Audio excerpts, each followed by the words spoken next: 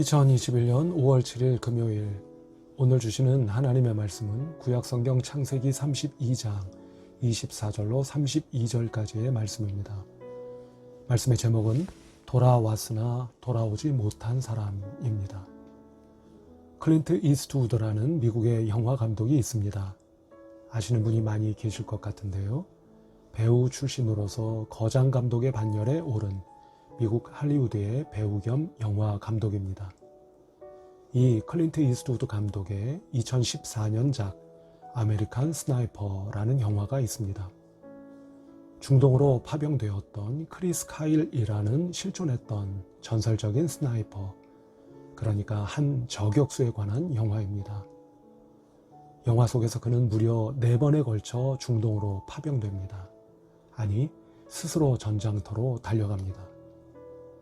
영화를 보면 매우 인상적인 장면이 하나 있는데요.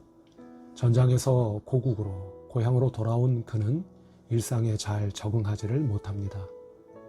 우리가 아는 바와 같이 그도 전쟁의 상처, 바로 트라우마에서 쉽게 헤어나지를 못한 것입니다.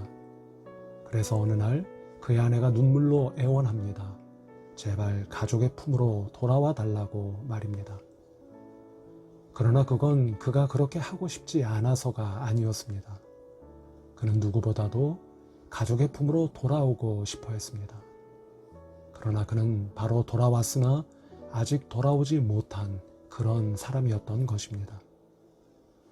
그래서 생각해 봤습니다. 그는 왜 고국으로, 가족의 품으로 돌아왔어도 아직 전장터를 헤매고 있었던 것일까 하고 말입니다. 영화 속에서 그는 끊임없이 아군을 지켜주기 위해서 혼신의 노력을 다합니다. 반면에 지켜주지 못했던 전우들에 대한 죄책감에 또 끊임없이 시달리기도 합니다. 그런데 인상적인 것은 영화를 보면 적군 가운데도 그와 같은 저격수가 등장한다는 것입니다. 상대 저격수는 올림픽 사격 경기에서 금메달을 따기도 했던 탁월한 실력자였습니다. 두 사람은 서로의 존재를 본능적으로 직감합니다.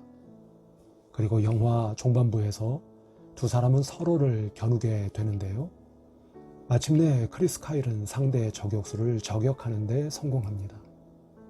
그런데 놀랍게도 상대 저격수를 저격한 직후 크리스 카일은 전투가 벌어지고 있는 전장터 한 복판에서 위성 전화로 아내에게 전화를 겁니다. 그리고 눈물을 흘리면서 이제는 돌아갈 준비가 됐다고 말합니다. 이게 무엇을 의미하는 장면일까요? 앞서 크리스 카일이 저격수로서 전우들을 지키려고 혼신의 노력을 다했다는 말씀을 드렸습니다. 그런데 이것은 상대 저격수에게도 마찬가지가 아니었겠습니까? 그 또한 자신의 전우들을 지키려고 최선을 다했을 거라는 것입니다. 그런 의미에서 크리스 카일이 상대 저격수를 저격하는 데 성공했다는 것은 결국 누구든지 아군과 전우를 지켜주려는 그의 노력이 완벽할 수 없다는 것을 증명하는 것이었고, 그것을 확인한 순간 그는 그제서야 고향으로, 가족의 품으로 돌아갈 수 있게 되었다는 것입니다. 그런 의미에서 크리스 카일에게 있어 상대 저격수는 또 다른 자기 자신, 바로 놓아주어야만 하고 동시에 극복해야만 하는 또 다른 자아였던 게 아니었겠습니까? 오늘 말씀을 보면 잘 아시는 바와 같이 야곱이 고향으로 돌아가는 길에 야복 나루터에서 하나님의 사자를 만납니다. 그리고 그와 씨름을 합니다. 이 장면의 말씀은 우리에게 무엇을 보여주고 계시는 것일까요? 여기서 하나님의 사자를 우리가 보통 하나님 당신이라고 하기도 합니다만, 어쩌면 여기서 하나님의 사자란 바로 야곱 자신이었다고 할 수도 있을 것입니다. 바로 그를 저격하지 않고서는 결코 고향으로 돌아갈 수 없었던 상대의 저격수처럼, 그를 뛰어넘지 못하고서는 결코 고향으로 돌아갈 수 없었던 자기의 또 다른 자아 말입니다. 그렇다면 성도 여러분, 그런 의미에서 오늘 우리가 은혜로 받은 구원의 능력과 가치를 절하시키는 우리의 또 다른 자아와 싸우고 있는 것은 혹 아닙니까? 아니, 이런 또 다른 자아가 있다면 그 상대와 우리는 필연적으로 싸워야만 하는 것이 아니겠습니까?